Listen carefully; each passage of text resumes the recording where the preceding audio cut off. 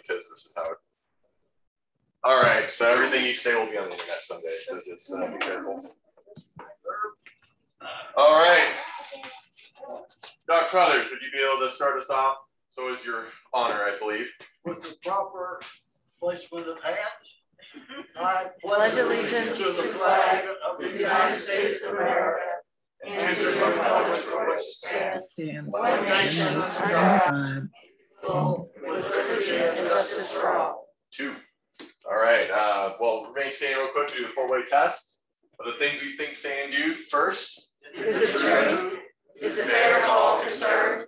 Will it build goodwill and better friendships? Will it be beneficial to all concerned? And all right, you can be seated. Thank you so much. So it's October 27th. It's our last October meeting, which is why we have a holiday event. And I think that we've got one winner for the contest of stars going on. The shirt's great, but the masquerade mask really just does it, I feel like. Beautiful. All right, well, your likeness will be on the internet. All right, if we can jump back to the slide deck real quick, Leslie. Oh, that's one. It's on the computer because I don't have remote control when you move away from the slide deck. Oh, wait, what do I do? Just click on this. Thanks. Wonderful. All right, so we have a few guests today. A returning guest who's not really a guest, who's in the process of membership, but and then we have Paulette. So two very people who we know a lot. They're still guests, but very much acknowledged today. Thank you so much. All right, Leslie. What? If I could get back on the slide deck. You just got to click on this. And I can't communicate with everybody with messages when you're on the slide deck? No. Okay. Yeah. Sorry. No worries. So we've got Rotary Minute going here. So Anne, if you'd come and they have a dark screen. So what do I do? Yeah. We have a dark screen. I have a confession. Because you had one. So. I joined Rotary for all the wrong reasons. Just cute. One of those wrong reasons is that it's not, you're not joining Rotary for business, really, even though I knew it was a professional organization. But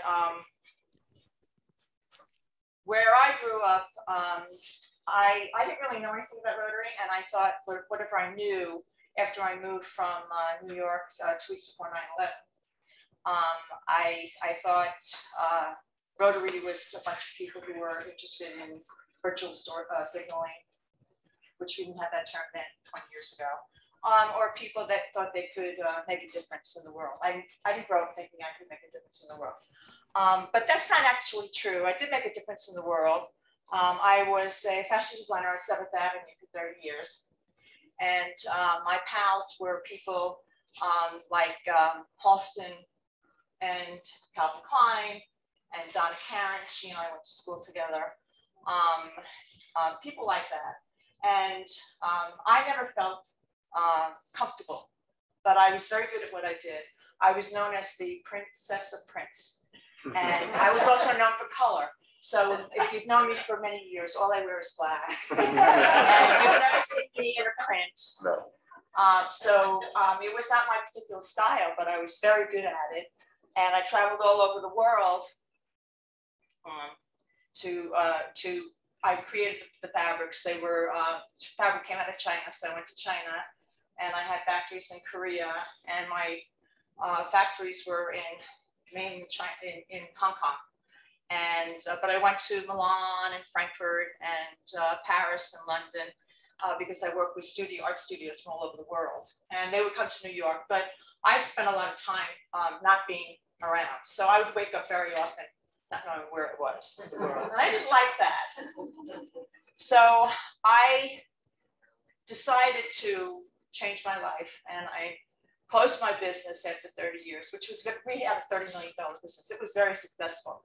And you probably never heard of it because I was Ann Crimmins for 50 years. And then I got married and changed my name, and I decided I wanted to change my life. So I moved to Louisville, and I discovered Paul Haney had introduced me I was a senior real estate specialist And I had met him through that, and I thought I'd come to a meeting. And I was not very involved for many years because I had some issues in my family. But I came to Rotary because I really appreciate being around people. And I didn't have any community, and I had to be, I do have social anxiety disorder. So it's very difficult for me, but I know you've never known it, but I know you never know it. But the point I'm telling you is for a reason, because I forced myself to get involved. And so I had a whole list of things. I was looking at my list of all the things that I've done that have been, that Rotary got me into, and it won't come up on my phone. But it was really interesting. It was like, I got interested in Indigenous people because of Mary Jean Ewing. She told me about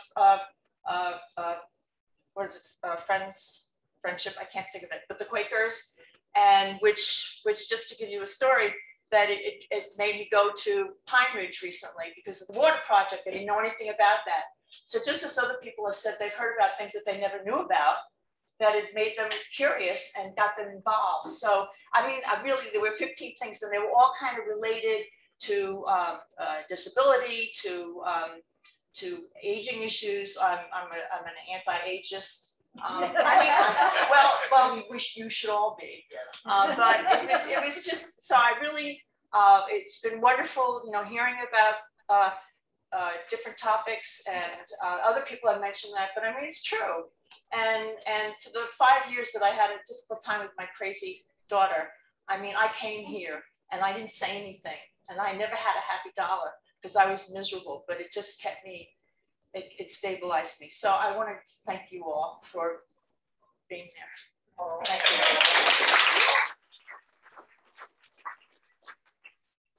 Thank you, and that was a really nice happy finish. Well, we have some announcements, so I will jump onto those real quick. Some clubs, some district. Board meeting is this upcoming Tuesday. It's at 7:30. It will be held physically at Kim's house, but if you want to join in Zoom, feel free. We've got the Zoom link still going, and we'll have the camera, so anyone can always come to the board meetings. We also, Kim and Rich are hosting a cocktail hour, which will be Sunday, December 12th.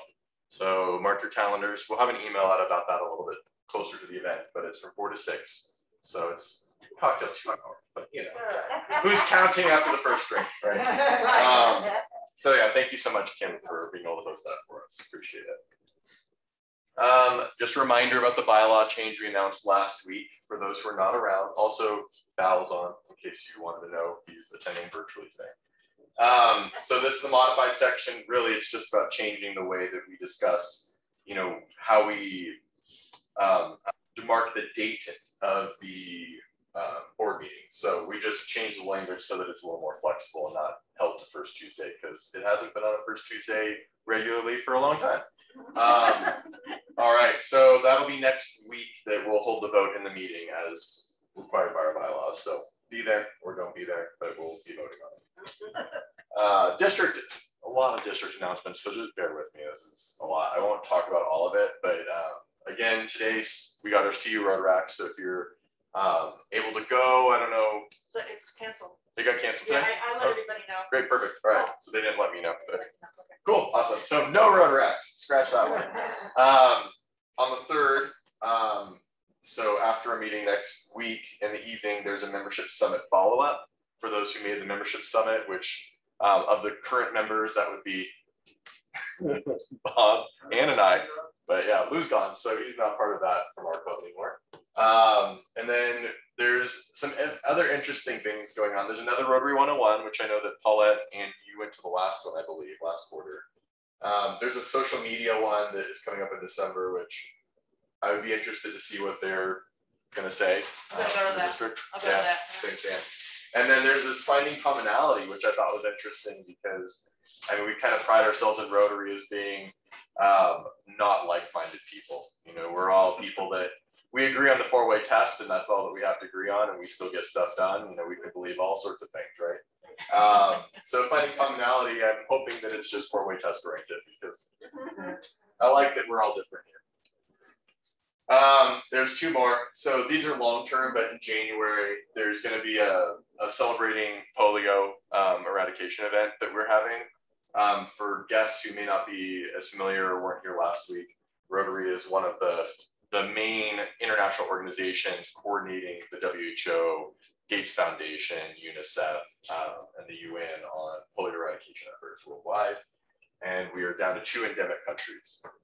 And then the next one is our district conference, which Ray, our governor, was very excited to tell us is going to be at the hangar at Stanley Marketplace this year, which is, he said that it's a phenomenal deviation from some past locations we've had, and he's super excited about it. We should have a House of Commons, so that'll be in the House of Friendship as well. So that'll be really exciting. So definitely get that on your calendar. I'll be in town, so I'll be able to do that one too, but definitely should be a great event. And hopefully by that time, it'll be easier to attend. Yeah, we'll probably still be wearing masks, let's be honest, but we'll have really cool ones by then, right? They'll be like super high tech and like have weird stuff on it. So that's the district news. A lot going on in the district right now, but that's a good thing. Oh, the other thing, did you all see that license plate email? Yeah. Okay, so I forwarded that on. They said that maybe like 20, 30 years ago, there was a Rotary license plate in Colorado. There is one in Illinois, like everyone has them in Illinois. It's really funny. But they're trying to do it again. So the 3 districts in Colorado have kind of joined together in the effort, and they've gone through the branding with RI headquarters. They've gone through the state's requirements. This is the petition to say, oh, I might be interested in that. It's not a commitment. So please feel free to spread it to any friends or people you know that might be interested in it. And I think they only need a couple thousand signatures to get it started. And so at that point, then they'll call you and say, like, I don't know if he still has a car, but Bill Eckert had a license plate that said BL Boulder Rotary, basically. oh, Does anybody remember that? Yeah. oh, interesting. It wasn't a Rotary Yeah. branded, but it said Rotary. That's cool. I don't think he has a car. Well, there's that reminds me of so many odd, like in Chicago and Evanston, there's obviously a lot of things like that. But then there was one in San Francisco where someone got a convertible and they wrapped it in vinyl, but with like the giant Rotary gear and like service for self and the 4-way test of the trunk. It was a monolith driving around. It was always in the Bay Bridge going back and forth. I had no idea whose it was, but you would see it and you just be like, this person's like really drinking the Kool-Aid. They're like really into it. So anyhow, I thought that was always kind of cute. But Happy Bucks, for those that don't know, Happy Bucks is a time where we generally make a small donation. It generally goes towards one of the causes in the community that we like. I see a birthday check maybe, and sometimes birthday checks. And we can say something that's news for the good of the order or some happy news we want to spread. So I'll put in some. Our speaker today, I found out, is the wife of my old roommate in Austin. So Did you do it? Okay. Whoa. So I'm ATM only gives 20s. So I'm very happy the poll is here. And I'm very happy that Clive is here. You. Yes. And the confetti, remember. And I would just like to show you this, the Colette as a donation. Oh. Do you want to say anything about it? She has no room for it in her It was house. given to me, and it's bigger than my wall. Oh, isn't that cute? You see it? Yeah, it's beautiful. It's a beautiful Okay. photo. Very nice. Thank you. Thank you, Paulette. Thank you for maybe passing it on to someone with a bigger wall. Here. Remain society. I'm just happy for the fall colors. Oh, yeah.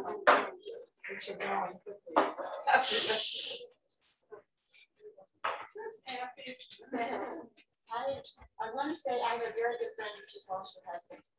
2 weeks before he died, she bought an Acorn Stairmaster, $10,000, and he died 2 weeks later. We're hoping that a veteran will be able to use it, but if you know anybody else, hook you up with her. It's just so sad, and she's willing to just donate $10,000. So that's for her, and then for you.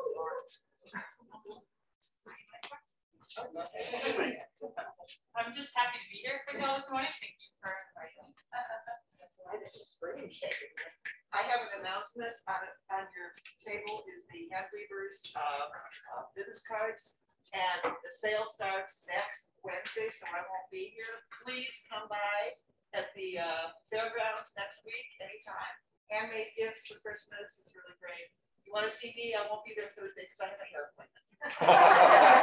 You know, there are some. $7 when I'm gone.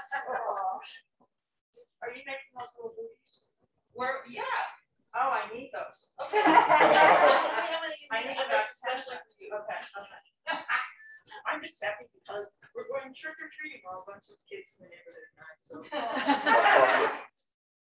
My happy dollar should have thanked Suzanne for driving me here today and then some other times. How many people know what a wiper is in fish? Fish. A fish called a wiper. It's a cross between a smallmouth bass and something else. It ain't a trout because I would have come. I caught that this guy is a guy that McConaughey, and I caught 29-inch, 12.5-pound wiper. Wow. The biggest fish I've. That's excellent. Did you eat it? Part of it. Oh, I don't catch or kill anything. I don't eat. But it was delicious. My wife's recipe, because the last fish I tried to cook, I screwed up. I have a cranky dollar. Uh-oh. I have lost my wallet. No. And I haven't given up, but I have started the process of notifying everybody in the world that I lost it and I have to change my account numbers. And you didn't even know that you went to Whole Foods and spent $300. No. Apparently I had a good time. Well, I think you will find it. As soon as I get all of the things. My wife says it will turn up. So we bought a lot and it had 2 apple trees on it. And I had the best apple pie in the world. Yeah. This was a great year for apples. Yeah. Well, here's my birthday check. Thanks, man, because I skipped their reserve fund. But there you go. I got a cranky dollar because the starter in my van died. Fortunately, it's a happy dollar. It's an easy fix. You gonna fix it or? I gotta keep it running. How many miles, Joe? 364. Wow. That's amazing. Welcome, Susanna Collette. So good to see you and continue to see you. Ken, thank you so much for asking. And if there's anything I can do to help, you let me know. And I'll be glad to help you. Question on cocktail hours. BYOB? No, we have one. I'll be there. I'm sure do. That might be related. Perfect. But I'm gonna have a lot of stuff too, but you might have this session. And I think Roger had something Yeah. to say. Roger, if you want to unmute, we can hear you. Yeah, there you go. Hi, everybody. I've got some happy bucks here. I just returned from Rwanda Monday night, where I worked with 7 different NGOs out there and was able to implement 980 water filters to the villagers out there to keep them healthy. Thank you. Anyone else online have any happy bucks? Also, Beth joins us. Yeah, it's a busy day online today. Wonderful. Thank you all very much. We're on to our program if you're ready. I know I had to look really hard for that photo. Yeah, No, you're not. You're very well hidden. But once I figured out the Patrick connection, it became a lot easier for me. So, You're on our Facebook. Bill, you want to introduce? Yes, my pleasure to introduce our speaker today. Caitie Maxwell is the development director for the Thorne Nature Experience. She joined Thorne in 2021. She has a BA in business from Southwestern University and an MA in nonprofit management from Case Western University. Caitie has over 12 years of fundraising experience within the nonprofit sector with a focus on education and healthcare. Her love of nature has been a constant in her life since childhood and drives her personal time with family and friends. So welcome, Caitie. Thank you. Maybe this one I thought it's much easier. Good morning, everyone. Thank you for having me. That is my bio, my professional bio. So I'd like to give some more just kind of background about me personally. And I think it helps us to begin a presentation for you to know kind of where I come from and who I am. So as I mentioned, I've been in fundraising for my professional career for quite a while, for 12 years now, and have my education in that background. Personally, I am Texan, born and bred. We moved up here in January. When I say we, is my husband and my 1-year-old and my 2 8-year-old dogs. So I'm very distracted by this puppy. We're just puppy right there. You can pet it. I will, do not worry. We moved up to Idaho Springs. So we were looking for a change. We were looking for more nature, a better place, less smog for our little one to grow up. And we landed in the perfect home in our mind. We're up on the side of the mountain, totally different than Austin, Texas. And we were just very excited to be here. And then I moved up in January and what was that? April started at Thorne. So I was fortunate to land my dream job pretty quickly after moving to a new state, which was wonderful.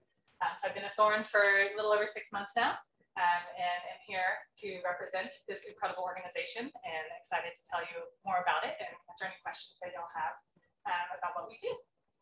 So on that note, I will begin. So Thorne Nature Experience was started in 1954 by Oakley Thorne II. Oak is still a significant part of our organization. He is, of course, the founder, but as well as our honorary president. So he's going on 94 this year and still comes into the office every day. Our mission has always been to focus on youth and connecting youth to nature. It's fluctuated over the 70 years we've been, 80 years we've been an organization.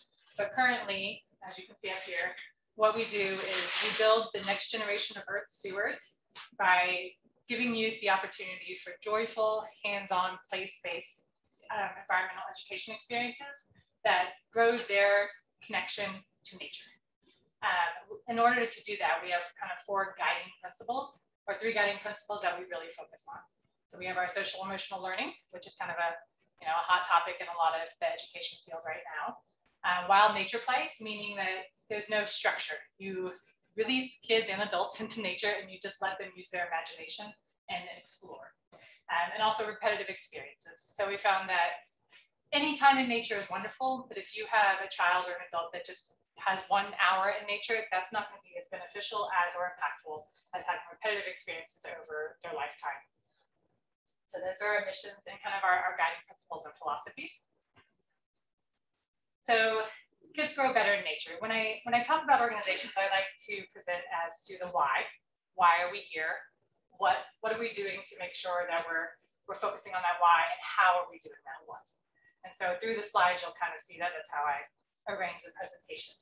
So kids grow better in nature. When I say that, this is our why. So why does Thorne need to exist? Why do we exist to serve the community? So when I grew up, and I'm not sure about y'all, but our time was spent outdoors. When I got home from school, we were outdoors. On the weekends, we were outdoors. We were outdoors until our mom called us home for dinner. And when I speak about that, it sounds a little antiquated now, right? Because that is not the way kids live, especially in America these days. I never knew this at the time, but when I look back, I grew so much from that time outdoors. My imagination grew, my confidence grew, just kind of skills that I never would have had I been indoors all the time.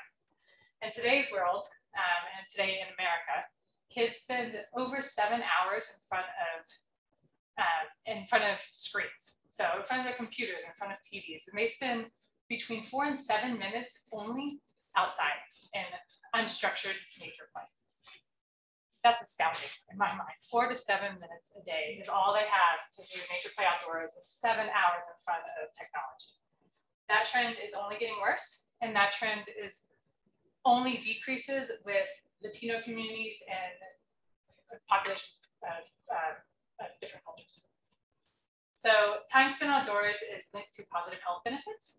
There's a ton of research nowadays that shows that the more time spent out in nature, especially unstructured nature play, the healthier a child is. So it is positive correlation between nature and the overall development for a child. These things include more time spent outside. This kind of obviously is the first one that makes the most sense. Reduced rates of obesity in children. Reduced rates of anxiety, so less ADHD, less ADD.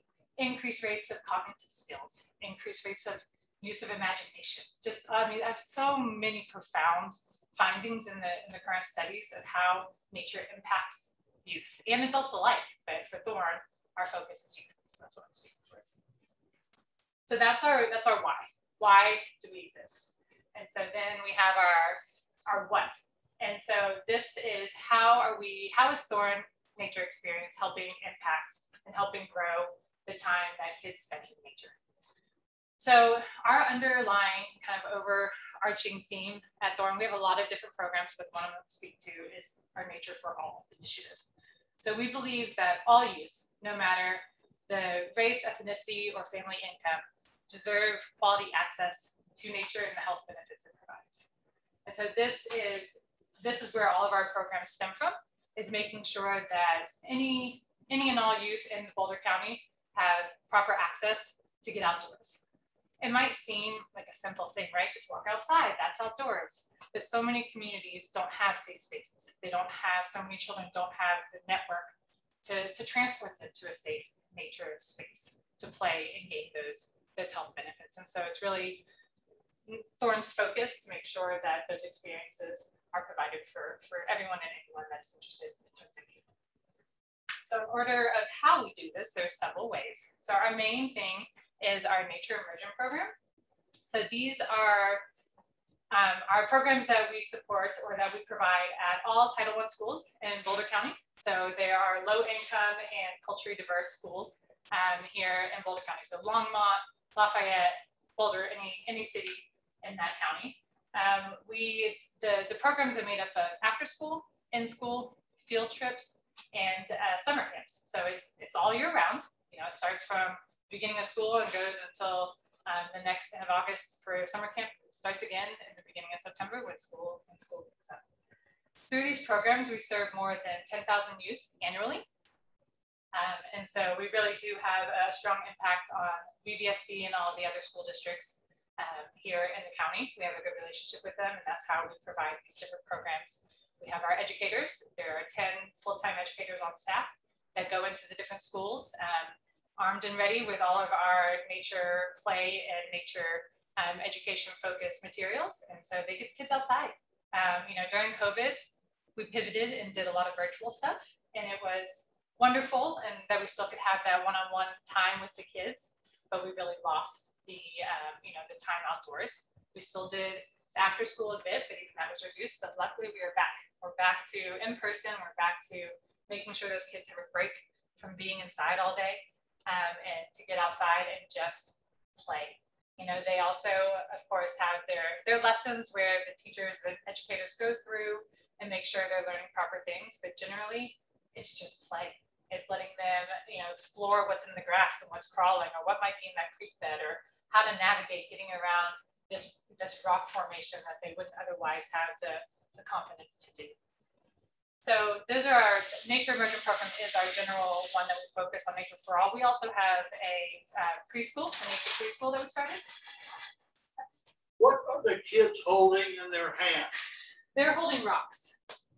Yeah, it's kind of hard to see in that one. There's a bunch of different stuff, but yeah, they're holding rocks that they found. Right. So that's one of our summer camp programs. And then up here, we are Thorne is located. Our offices are located right by Sombrero Marsh. So it's over off of 63rd, right around the corner.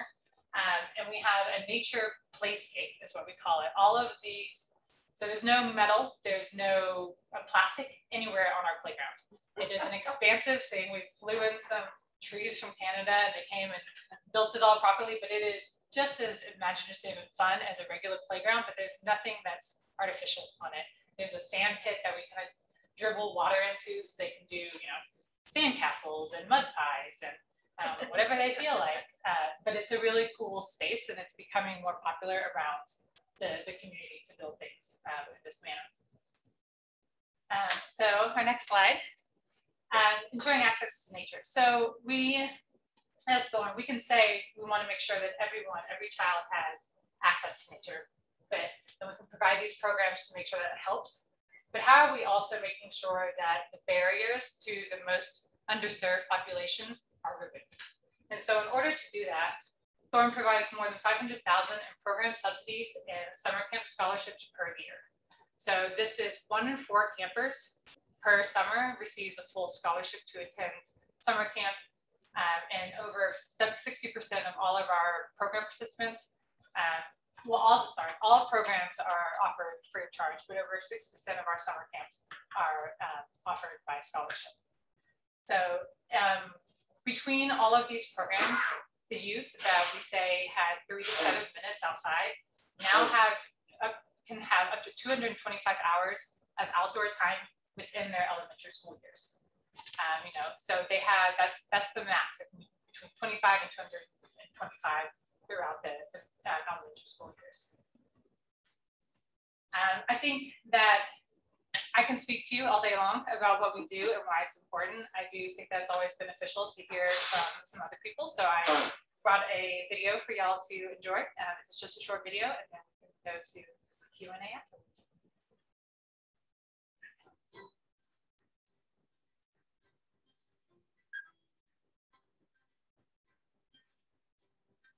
Thorne Nature Experience is a nonprofit organization that connects youth to nature through joyful, hands-on, place-based environmental education experiences. I like Thorne because you just go outside and play in nature. Kids out in nature get wet, muddy, and happy. This helps them build a bond with nature, and that's what's important. I think that experiential learning is the way that people learn, and especially kids. When they experience nature, when they smell or taste or touch nature, that's how they really learn about nature. I love to explore and do all the different activities we have. It's really important for Thorne's programs to be place-based. That means kids are learning about their backyard, whether it be really their backyard or in a local park or open space or in their schoolyard. Thorne's programming is focused in 3 primary areas: summer camp, school year programming, and our Nature for All initiative. Thorne Summer Camp was founded in the 1950s and today reaches more than 2,500 kids ages 3 to 15. Our camp is most popular with younger kids. However, many youth develop a strong connection with our programs and remain engaged as participants through middle school and as interns in high school and college. During the school year, we reach more than 9,000 students at Front Range elementary schools through our in-school, after-school, and field trip programs. The program that sets Thorne apart from most other environmental education centers is our Nature for All initiative. Thorne believes that all youth, regardless of race, ethnicity, or family income, deserve the opportunity to connect with nature. Unfortunately, within our community and across the country, low-income families and Latino youth have less access to nature and outdoors.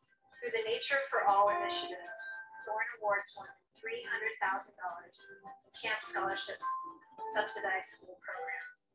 More than 6,000 underserved youth each year. What I love about Thorne Summer Camp is that you get to explore a lot of things that you never learned and you never seen, and you also get to play and learn about different animals and do fun activities. The goal of our programs is to spark in our youth a love of nature that lasts throughout their lives. The more involved they are, the better, because then they become stewards of the earth.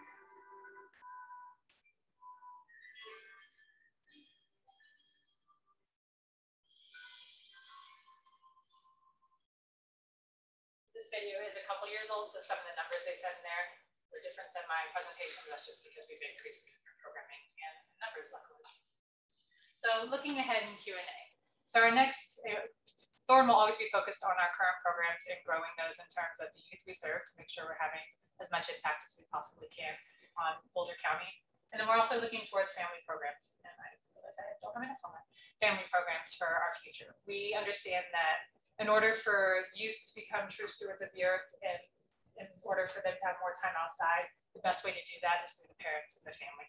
To have the culture of nature, the culture of spending time outdoors as a family culture and not just one child focused on it where there's no support within the system. So that is my presentation. I speak fast, so I'm sorry, but yes, questions? So Caitie, is it all programs or can like somebody just show up on the weekend with their kids and let them roam around? Sure. So it is primarily all programs. Our offices on Spur Marsh, like the Playscape and then the Spur Marsh area, is open to the public on weekends. So you could show up and there's no gates or anything, there's fences, but those are just decorative. And you can come and enjoy the flowers and the birds. And Oak is a big bird bander, so we do bird banding classes on the weekends for all ages. You can come out, and Spur Marsh has an array of different bird species that fly through, and so it's a really neat place to come just kind of sit and ponder as well. Do you work with volunteers? We do. We love volunteers. Okay, because there's a volunteer over here, Boulder Valley Spellbinders. Wonderful. She tells live oral stories. And well, I used to be the chapter leader for Boulder Valley Spellbinders, and I approached one a few years ago, and it seemed that they weren't interested in volunteers. Well, so we'd like to talk to you. Absolutely. They work in 22 schools in the Boulder Valley School District, and it's all elementary. That sounds great. Okay, thank you. I don't know who you spoke to last time, but yes, I'm going to say yes. Yes. I have a question about transportation being one that's a major interest. And can you get to the Thorne Place areas by bus? If not, how can you get there? You can. There's a bus route that runs, it doesn't run back into the marsh, but it does run out in front to the edge. And then for transportation for our students and our participants, we provide transportation for any youth that does not have it. We have staff members that literally go to different homes and pick them up if need be, whatever it takes. But overall, we also have a little Thorne bus that if you ever see it driving around town, it's all logoed and marketing and all that. So we do provide that for our participants. What bus runs out there? That I don't know, but I can find out. You maybe. should. I should. I should. I have to learn to Boulder bus system. How would you think children and families find you, or how do they first become aware of your nature experience? Sure. So word of mouth seems to be right now the biggest thing. So individuals like yourself, us presenting and letting your community and networks know. We have a website, of course, and we have marketing as any other organization would. But it's hard, especially there are, luckily, a plethora of different environmentally focused education programs, especially here in Boulder and the surrounding areas. Sorry, I've totally not been looking at this. Right? No, you don't have to look. You've been on my back. And so, there is that competition, but, I think it's usually from parents that have their kids have come to summer camp where they're out of school, a Title I school, and they've enjoyed our programs. And so from then it's word of mouth to other parents or other participants that might partake. I hope that answers your question. So where is the marsh and where are your hikes and so forth? Where are the hikes? Yeah. So you say you take them absolutely out in the nature. So the marsh is over off of North 63rd. So the marsh back there? The marsh, yeah, there's a marsh back there. Oh, yeah. So if you go, so where Cherryvale is, if you drive Cherryvale, then that neighborhood, if you look on the left past that, there's a big marsh just hangs out back there. And so our offices are located right there. And so that's where we host a lot of our summer camps. Some of our after school programs come there, but the majority of after school programs happen on the school campus, just for ease of logistics, right? All of the field trips and then all of the hikes take place all over the city and really all over the county. So we do it up at Sanitas. We have quite a few at Lafayette off of Coal Creek. That's actually where our nature preschool is located, over off of the Arts Hub in Lafayette. So really just any outdoor space that allows us to come, we will come in and let the kids run. two comments. One online is Terry asked, you should, suggested maybe you talk at some dinner clubs to get the word out, but are you mainly focused in Boulder County then? We are primarily focused in Boulder County, but we would still love the opportunity to get the word out anywhere. I know that during summer, especially, I mean, I only have a 1-year-old and it's hard to find daycare, but I can only imagine how hard it is to find summer camps and things to keep, we were speaking about this, things to keep your kids entertained. So if you're willing to drive a little ways, we have camps in Lafayette as well as Boulder. So, there's always that chance that people from Denver might be interested. And I know as a parent, when I was trying to plan my summer plans for my kids, which I told you about, the Daily Camera, the newspaper, puts out guides, and Thorne is always in there. So that's a place where people could find it, because mainly it's, the audience is young kids and families. But the subscription for the Daily Camera is so expensive now that the people who really should be accessing that information can't get it. Right. It is. I am like $1 off of canceling my subscription because it is so expensive. I got it talked down $5, and it's like, it's hundreds of dollars a year. Wow. It's ridiculous. $45 a month for a newspaper. Right. So they're hindering information getting out to communities like Thorne and all these great resources, because the audience that really needs that, nobody is getting the newspaper anymore because it's too expensive. Right. Well, for our audience, so Nature Kids is our kind of extension program that we work with over 25 different organizations throughout Boulder to do an immersive program for youth through elementary all the way up through high school. And so with that, it's really focused on the nature for all aspect, of course, as everything is, and getting the underserved population to engage in our programs. And so we have staff that are solely focused on making sure that the communities that can't afford the papers, or communities that don't speak English, right? And all of that, they have a way to find out about us. We have 3 different coordinators that go throughout the county and promote our programs to make sure that that population that really needs to hear about it knows about it. I just want to mention programs like this and the benefits of the mental health aspect. It's invaluable. There's been a lot of work done with just simple things, like being in the color of green, in the color of nature. And you've heard about forest bathing, like sunbathing. But all these things, they have done work. And they have, for children and adults, depression rates are lower, anxiety rates are lower. I could go on and on. It is just invaluable. And with what's happened in our country the past 18 months, even, it's just, I just love seeing programs like this. Of course, I'm glad to hear that. It is. I mean, I think all of us probably, when you step outside for a walk away from a computer, away from a crowd, and just breathe, it takes 2 seconds for you to feel that impact, that positive impact of the surrounding nature that's there. That's what we've been instilled for centuries. So. Elementary schools communicate with their parents as best they can by email, by pieces of paper that sometimes even make it home. And they also, elementary schools, get copies of the Daily Camera for free. That information about you is in the Daily Camera. Then your contact teacher should be able to transfer that into the next or the regular communication with the parents, because they do their best, which is hard to do. But I don't know if you're using that, but it seems to me like that's a channel that is open. I'll have to look into that. I'll check with our marketing director when I get back to make sure that we do have our information in the Daily Camera. Yeah, well, the volunteer. Yeah. So, wonderful. Yeah, I'll have to check. Thank you for that suggestion. Some of it applies, some of it doesn't. If you'd like another suggestion, our speaker from Luna Cultura a few weeks back, and directors told us that she reaches out to a lot of diverse populations, including same kids that you're trying to serve. Maybe there's contact her, share information.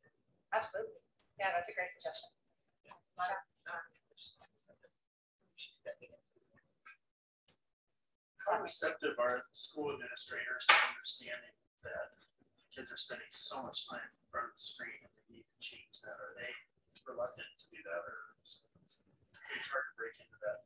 It's hard to break into that, right? I mean, teachers, I think we all gained a much more appreciation from this past, 18 months or so. But they're doing the best they can, as you were saying. So a lot of it's focused on those tools that we use as computers in a lot of ways with the STEM idea, right? So science, technology, engineering, and math, that's where the world's going. So kids need to know how to use these tools. They need to know that world and that concept. So it's finding the right balance between the two. And right now we're so weighed on the time in front of screens and not enough. We've gone so far away from the connection to nature. Whereas we're not saying get rid of all of screens, like that's just not, excuse me, not realistic. But they are a little hesitant, and I think that's why it doesn't exist as much, and that's why our program's unique and why they're receptive to us coming in is because we're taking on that kind of burden for them without them having to put it on the staff if they already are overwhelmed. Caitie, who pays for it all? What's that? Who pays for all of it? That's a good question. How, as a development director, how do you get funding? Absolutely. So we get quite a bit of funding from government grants. And this past year, a lot of COVID relief. Obviously, that's a one-off that's unfortunately not going to continue. And then kind donors, foundations, corporations, individuals are where we get primarily all of our funding. We do get some funding from CCAP, which is funding that comes from Title I schools for each student that participates in our programs. We get a small amount of funding from systems like that. But overall, it is all partner and donor funded. How many volunteers have you winter and summer? I'm sure the numbers are different, but how many? So in the winter, it's very scarce. We have some that, because we don't do our field trips in the winter, obviously, but we still do all of our programs. And so we have some volunteers that come and assist with our educators with programs. I would say probably in the summer we were up to 150 volunteers. So a good number throughout the summer for different capacities, whether that's a volunteer that comes and a corporation that comes and helps us get our facilities in February and March ready for the fall, for all the students to come out, or if it's a volunteer that partners with an educator to work on a summer camp program. It really ranges in terms of kind of the responsibilities and how those volunteers engage with us. Any questions online? You could just feel free to unmute. We can hear you. No, I'm just getting excited about this, that Rotary clubs, speaking at Rotary clubs would be a good thing in this area, I suppose. But because that's what we do is help sponsor youth and programs, and so scholarships. And so I would encourage you to apply for a grant. I can't speak for the grant committee, but but I could also see us volunteering as a group on certain days to help out with getting ready for camp or something. So that's what I'm getting excited about. Thank you. Your founder, Oak, looks so familiar. Is he Rotarian by any chance? He might be. Oak, again, I just met him back in April, and he's been in Boulder for a long time. So he's engaged in or involved in quite a bit of things throughout Boulder. So you probably, he might be that. I'll have to check with him. I'll see him today. Yeah, one of the biggest Rotary clubs is here in Boulder. Okay. And so there's hundreds of members in that club. So there's a good chance that he could be. I would imagine he probably is. What's his name again? Oakley Thorne. He goes by Oak Thorne. Oh, okay. So do you have volunteers that just like will go on a hike with the kids, or? We do, not as often, but we do. We have a lot of volunteers, especially in the school year, that help because we only have so many educators and staffing is hard. I think if any of y'all are trying to hire right now, you realize how hard it is for everyone. And so we're relying even more so on qualified volunteers to help out with the field trips and go on the hikes. And we do kind of information-based different times where we set up tables and have the kids come out and learn more about nature and the things around them. So volunteers will help with that. So the age groups you mentioned, what's the oldest age group that you guys serve? So it's kind of a complicated question. So the nature immersion is solely focused on elementary school, so 1st through 5th. But between our other programs like Nature Kids, where it's the collaborative around the county, we serve all the way up through high school. So the majority of our population of our participants are the elementary age, but we do have that longevity of that connection to nature that we focus on throughout high school. Very cool. And then hopefully starting to go into families and into adults. Questions? Right, well, thank y'all so much for this time.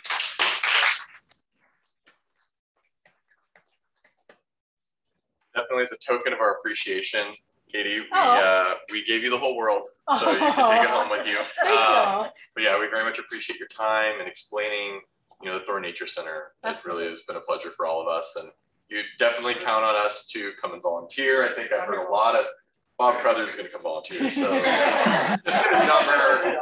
You can pick him up on the way home and drop him off there. That works. But yeah, and then also definitely not just our club, but all the clubs in the Front Range.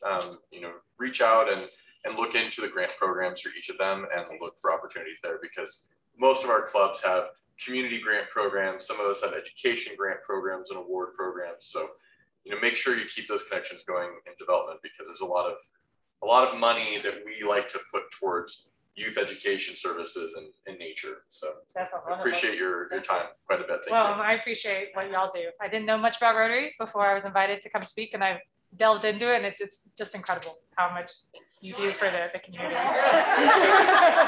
Do you have a card? I unfortunately don't. We try to cut back on paper, so we're trying to be cardless, but I'm finding out that, I think we can print a few and it'll be okay. Their website's really easy to find, and all their contact info is on it. So definitely. We can send that link out in the email at the end of the day today. So, well, Kim. Can I ask one question? Are we having a meeting the 24th of November? We never have had one before. Bill, I don't think we have one scheduled for that week. We actually have quite a stench because of the way the holidays fell, that we're not going to have a couple meetings in December. Yeah, and then our first, if I recall correctly, our first meeting in January is a club assembly. So that's a soft comeback. People, so obviously lower attended usually, not last time, but normally it's a lower attended meeting for our club.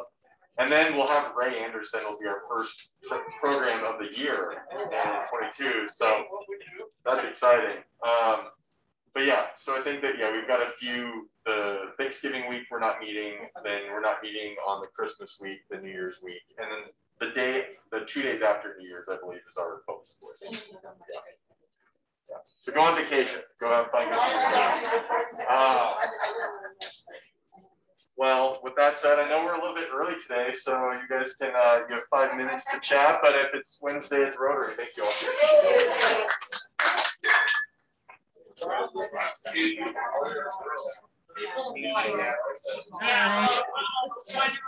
Bye, y'all. Thank you so much.